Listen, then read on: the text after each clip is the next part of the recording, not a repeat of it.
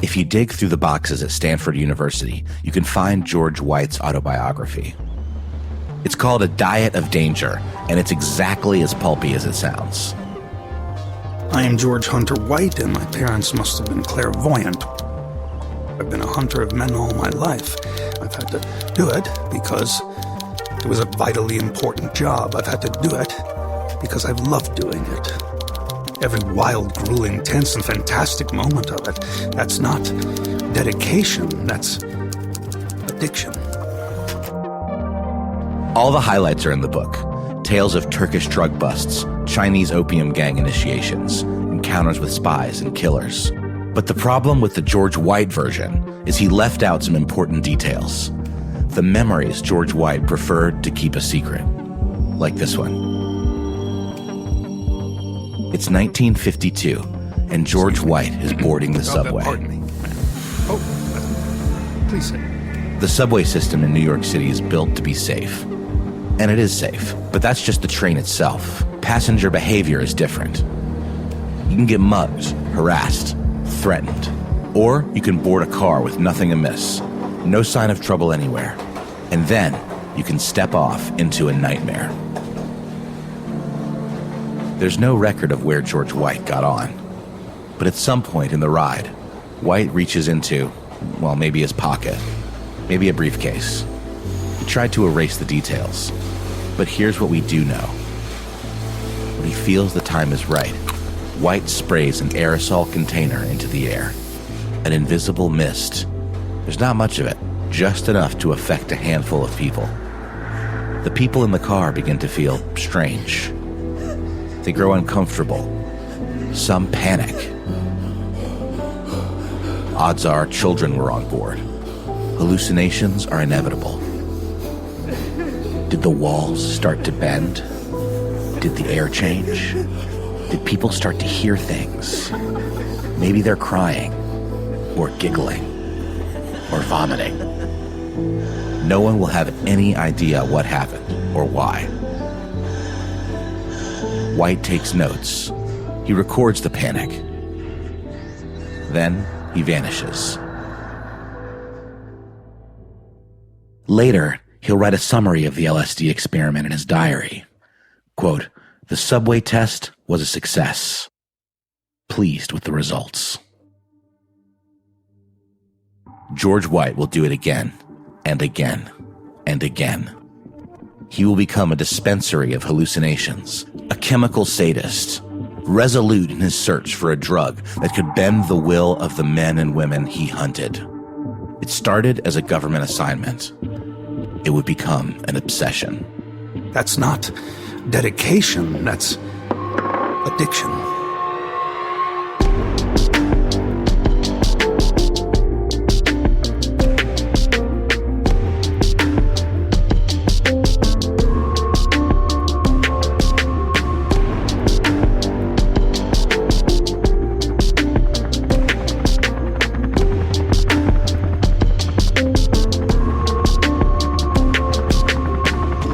For iHeartRadio, this is Operation Midnight Climax, an iHeart original podcast. I'm your host, Noel Brown, and this is Chapter 3, The Pad.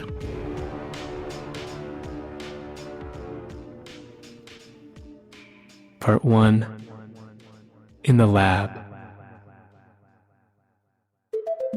Back in 1943, Albert Hofmann, the man who discovered LSD, was working as a chemist for Sandoz, a pharmaceutical company in Basel, Switzerland.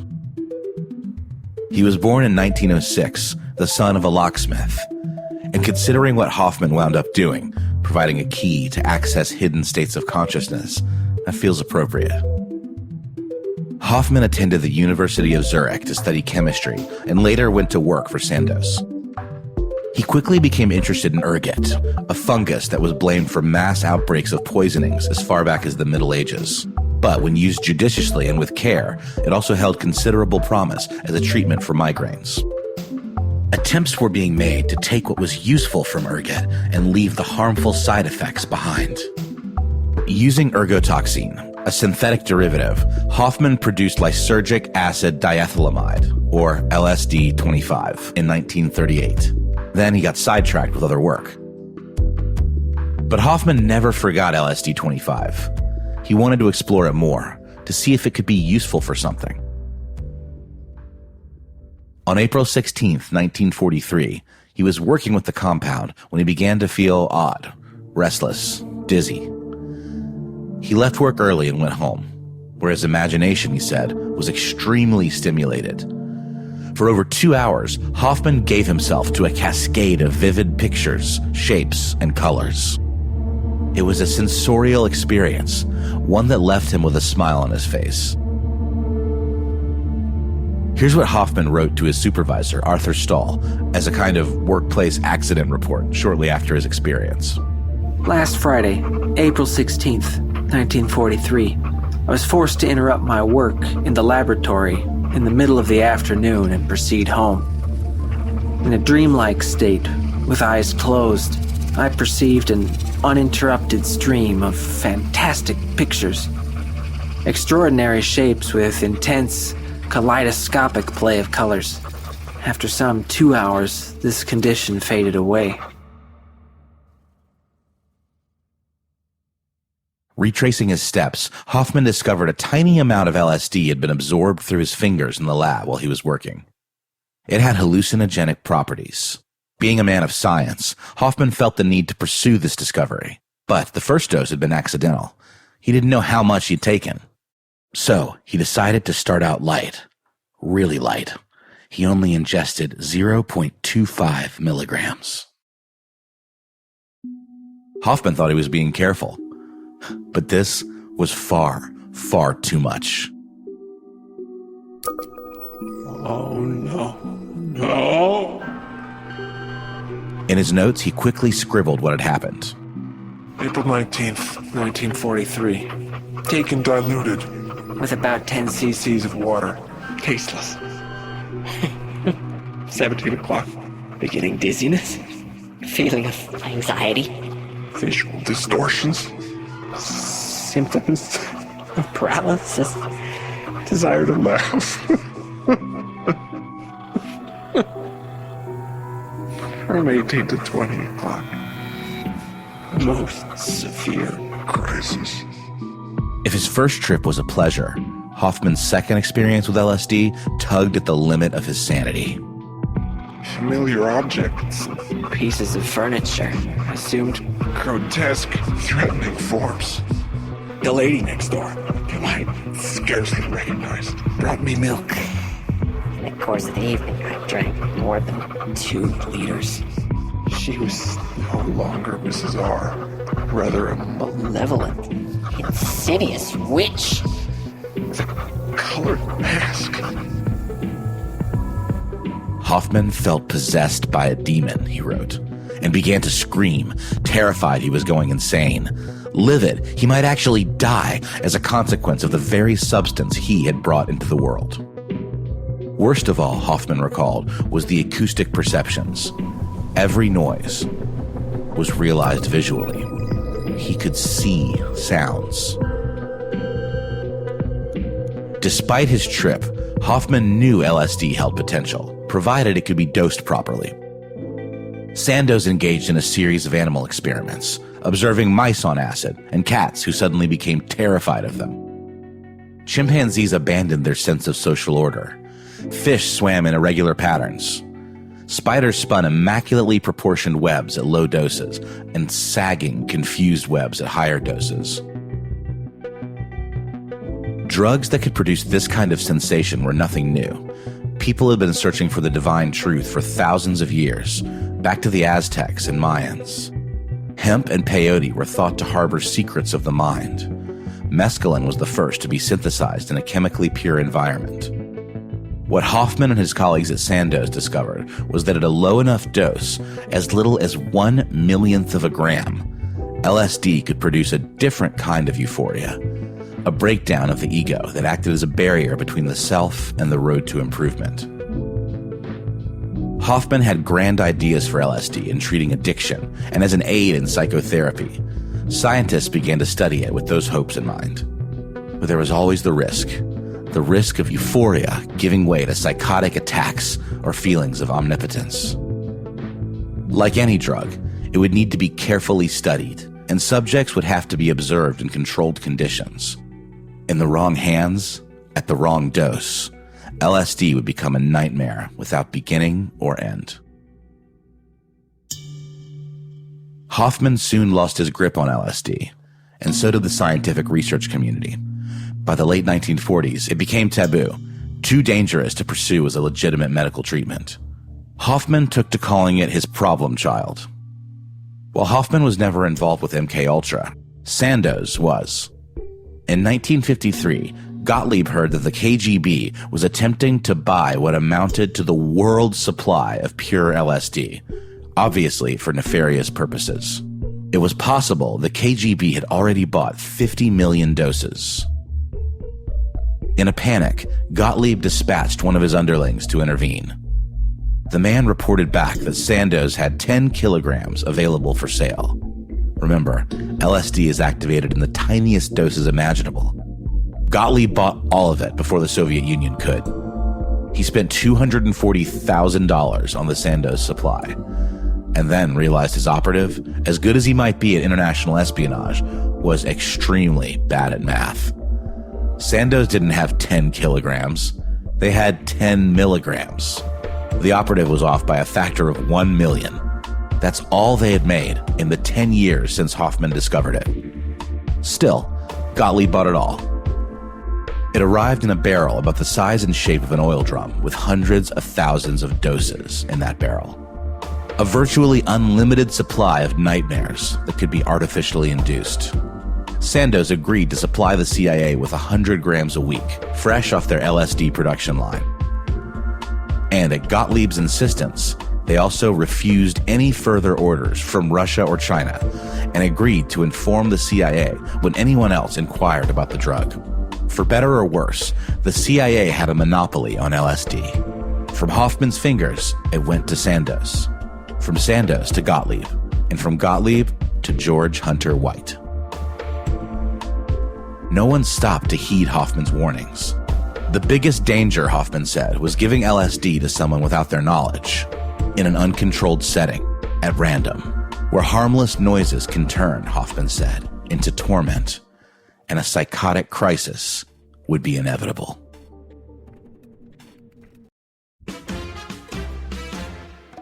Part 2. Alias. For George White to immerse himself in the CIA role, he would have to stop being George White. And that wouldn't be easy. For all of his training at Camp X and the Narcotics Bureau, White still looked very much like a cop. He had the cop stare, the cop's walk, the swagger that comes with having a gun on your hip and a badge on your belt. It's a hard thing to shake. But he did it. Like a superhero, he developed a guise for his CIA heroics. A secret identity.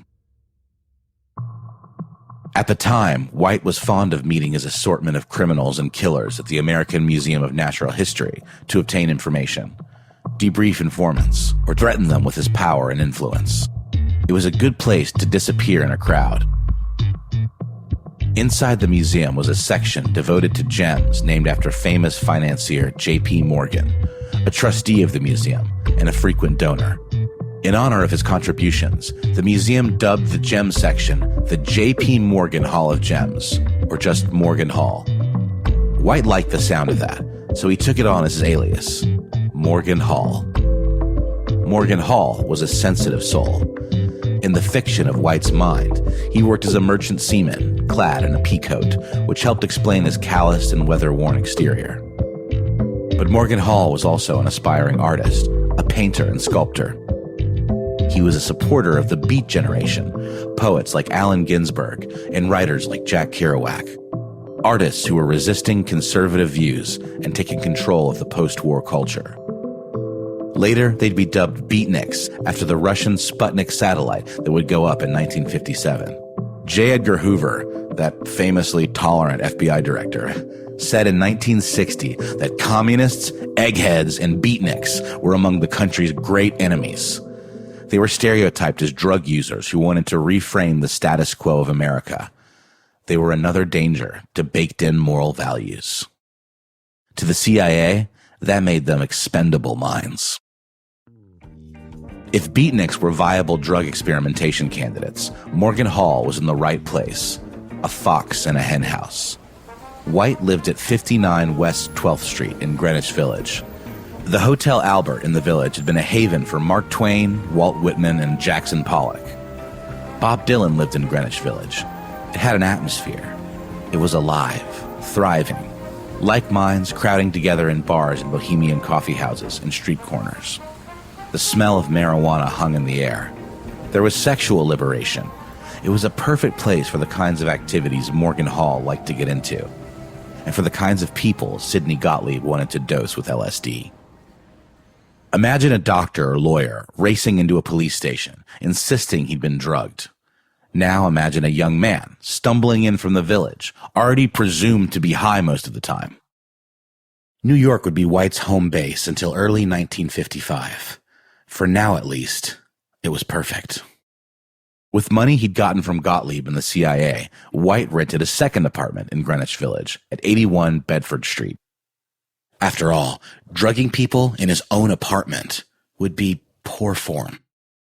In writing Gottlieb, White bemoaned how difficult it was to arrange for a lease and utilities under an alias, how people wanted references and paperwork with his name on them. Morgan Hall, he said, was becoming a bit of a Jekyll and Hyde situation, and well, he was right about that. White equipped the apartment, which he liked to refer to as the Pad, with a well-stocked bar and plenty of paintings and sculptures to reinforce his cover story of being a struggling artist. He had murals painted on the walls, and there were other kinds of decorations too. Hidden microphones and two-way mirrors that connected to an adjoining apartment he'd also rented out. This was, in the language of law enforcement, a safe house, a place for the CIA to conduct clandestine business under surveillance. Here's how one observer described the place. Apartment 1C is disguised as an artist studio and consists of a bedroom, large living room, kitchenette, and bath. The kitchen has been fully stocked with the best of foods, silver, utensils, etc. The bedroom has been decorated in a style attractive to the feminine sex.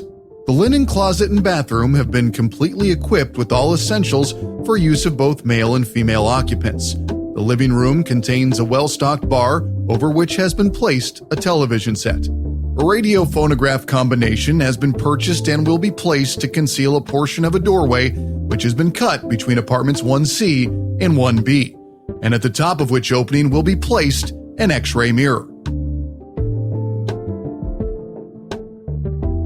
The report added that visitors to 81 Bedford could be compromised. White's comrade in this Cold War operation was a narcotics agent named Pierre Lafitte, whom he'd often worked with on narcotics busts. Lafitte would play a much bigger role in White's life, but for now, he was a sidekick. To celebrate their new assignment, White and Lafitte took a trip to Las Vegas and tried out their new weapon. They tripped. White had no hesitation learning about what he was dealing with firsthand. He would take LSD dozens of times in his life, approaching it with an academic's attitude. He claimed a kind of immunity from its effects, insisting that unlike virtually everyone else, he had developed a tolerance. Lafitte had not. He called the Vegas experiment a netherworld of visions and horrors. When the apartment had been equipped and White and Lafitte returned from their Vegas experiment, White got dressed as Morgan Hall, sporting a turtleneck and beret. Then he went hunting. White began stalking at coffee houses and jazz clubs. He liked hanging out at Chumley's, a one-time speakeasy just one block from the Pad. He sat patiently at tables and bars, nodding in time with the sounds, striking up conversations with strangers. This was his favorite part. He'd already earned the trust of mobsters. The thrill for White wasn't duping people he already knew, or leveraging the power he had over them to get what he wanted. The thrill was in winning the confidence of a stranger. From there, White would spin tales of his artistic endeavors, his thoughts on politics, his experiences at sea. It was a seduction. The climax wasn't sex. It was someone who'd been a stranger hours before being won over by Morgan Hall. It It's easy to imagine the words of the FBI ringing in White's ears, how he was unfit for duty. Look at him now, working for the CIA on the new frontier of psychological warfare. Kiss my ass, J. Edgar. White was well-read and often more culturally informed than his demeanor let on. He spoke fluent beatnik, totally at ease with the tone of the counterculture movement. The people talking to White were on the fringes of society. Seamen who might be involved in the drug trafficking trade at ports, artists who spoke with joints dangling from their lips. As he talked and smiled, they couldn't detect the animosity that simmered beneath his surface. The Beat generation had a reputation for drug use, opioids, weed. These people would have been terrified of George White. But they liked Morgan Hall. Well, Jackson Pollock is wonderful, but if you're into abstract expressionists... Yeah, man. There's all kinds of crazy shit out there. I've got some stuff, some books you should see. Back at the pad, it's just a block away. I'm game if you are. I'm always game. Hall and his friend would walk back to 81 Bedford. White would nod at the two-way mirror mounted over the phonograph. Beyond it in the apartment was Lafitte or another colleague cradling a notebook, prepared to observe whatever happened next. You want a drink? Sure. Some gin, some ice, 1 ampule of LSD, and then it would be time to sit back and watch the show. Where do you buy your weed? What's your dad's name? You ever been on the moon? What's your social security number? You ever try heroin? Where'd you buy it from? You know Lucky Luciano? What about Meyer Lansky? Are you a communist? Describe the color blue to me. You cheat on your wife? What about your girlfriend? Your boyfriend? Where are we right now? This place has so many flowers. It does. Beautiful flowers. Beautiful waterfalls, too. You see them? Just pouring another drink.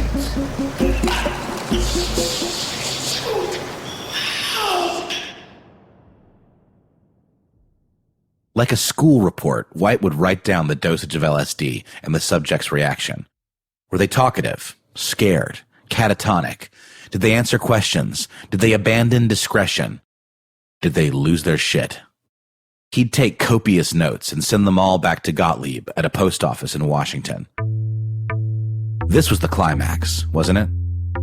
The moment that justified what George White was doing. In a letter written years before, he described his thought process when he finished a report. It may come as a surprise to you, but as far back as the OSS, I firmly believe that all information collected in the field was sent post-haste to Washington, filed in funereal gray steel cabinets by purified acolytes. Then, so the rumor went, on Sunday the high priests would gather to kneel and pray before these repositories of sacred writings. The missionaries in the field were happy. In their faith, the fruit of their labors was being used to propitiate the angry gods. White was a sarcastic son of a bitch, but writing down the details in a clinical way absolved him of responsibility. It was for the greater good. The bureaucratic forms proved it.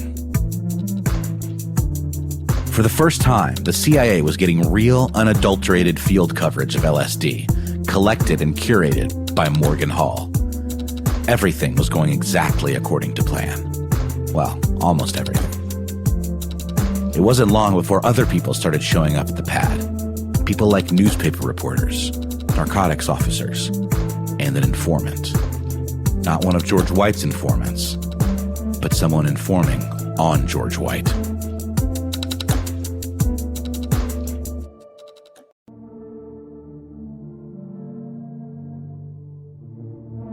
Part 3.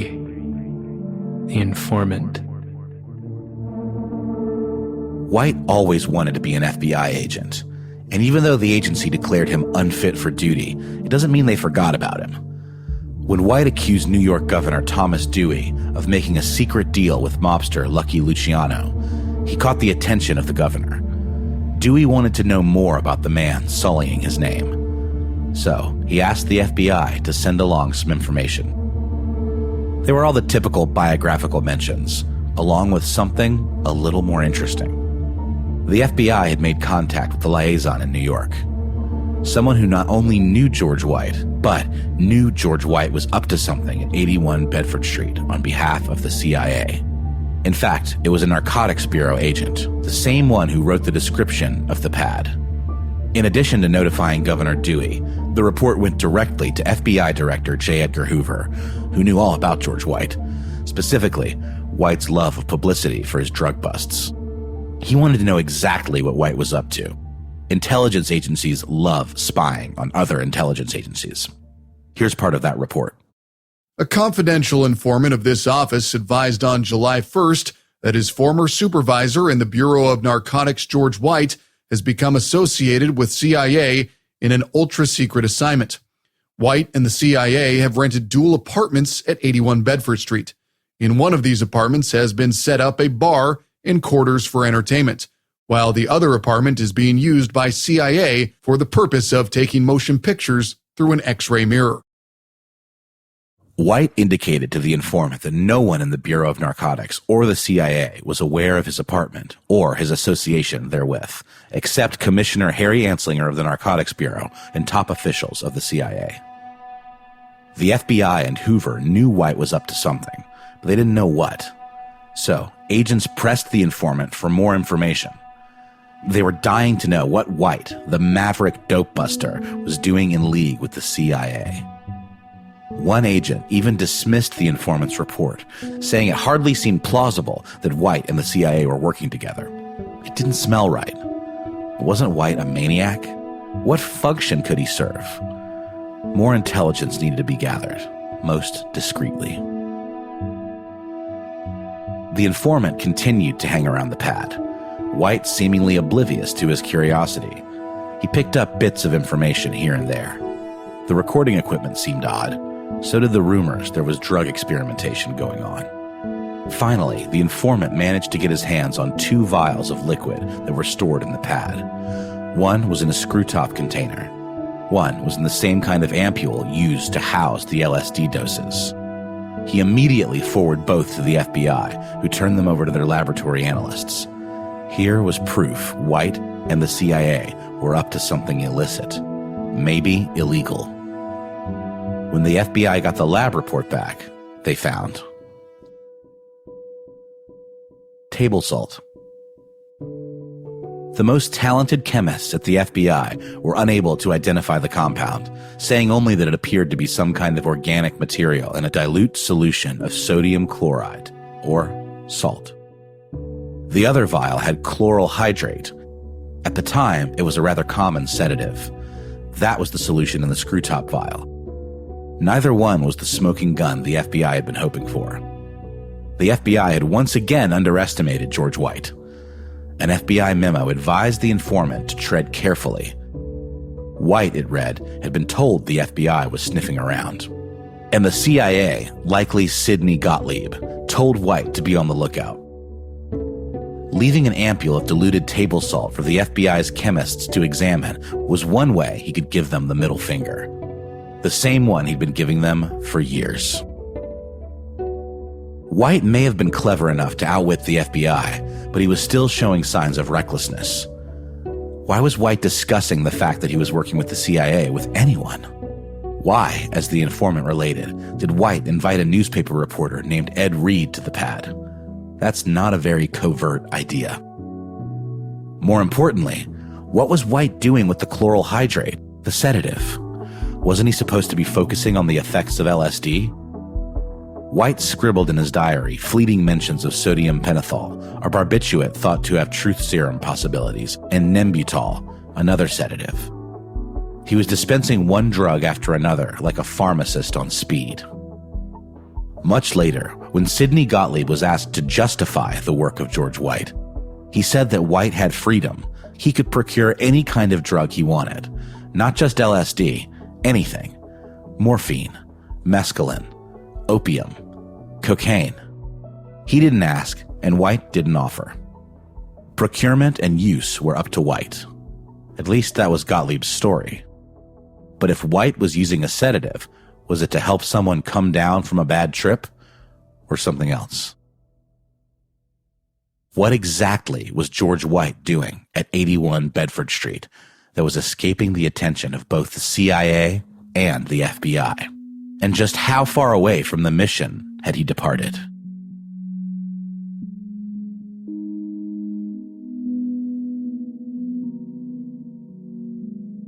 George White almost immediately broke off from the mission statement of MKUltra. He wasn't limiting himself to criminals and dealers.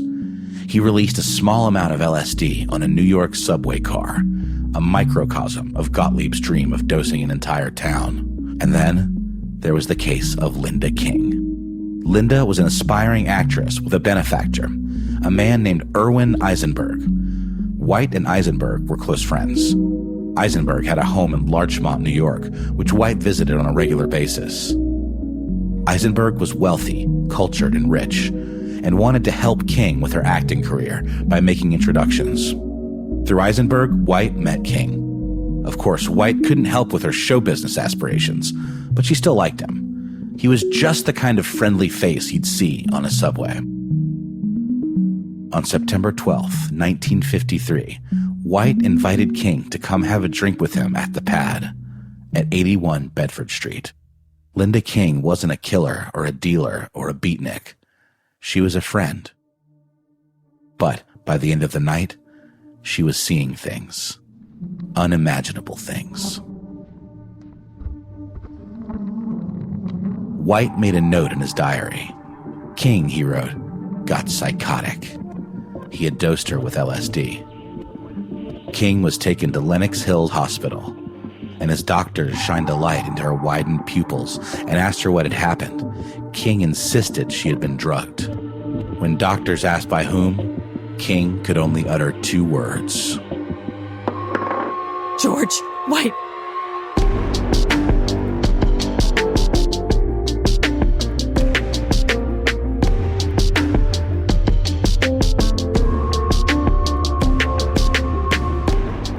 Operation Midnight Climax is hosted by Noel Brown. The show is written by Jake Rosen. Editing, sound design, and mixing by Ernie Indradat and Natasha Jacobs. Original music by Aaron Kaufman. Research and fact-checking by Austin Thompson and Marisa Brown. Show logo by Lucy Quintanilla. Special thanks to Spencer Gibson, David Krumholtz, Vanessa Krumholtz, Ted Ramey, and Jason Thompson. Julian Weller is our supervising producer. Our executive producers are Jason English and Mangesh Hattikudur. See you next week.